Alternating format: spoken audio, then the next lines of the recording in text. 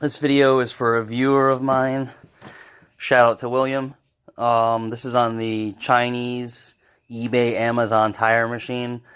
What to do when your lift assist arm and your bead blaster machine side is not working. Basically, your attachment arm and your bead blaster. So let's go underneath and look at the side panel here. So we'll start with these two lines that go to the outside.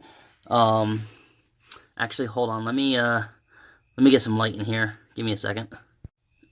All right, we're back with some light.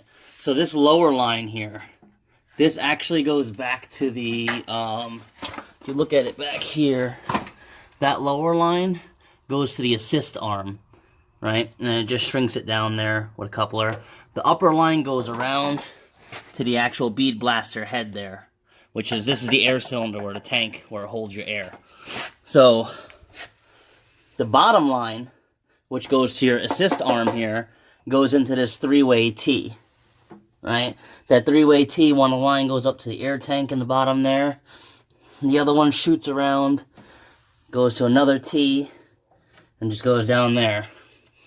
The upper line is connected directly to this pedal, and that is going to your bead blaster here, that upper line. As soon as you hit that pedal is when it blows off.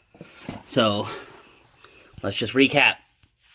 The lower line goes to the assist arm out here and goes to the T. The upper line goes to the bead blaster right there and goes down directly to the pedal. And then I'll give you a view of everything else in there, how it's connected. That goes out to the bead breaker. That's the main supply from the tank. Then you got a T that comes over here, goes out there. That's your brass filter there. And then you have a few more that go down there to the various different pedals. I didn't have to mess with those.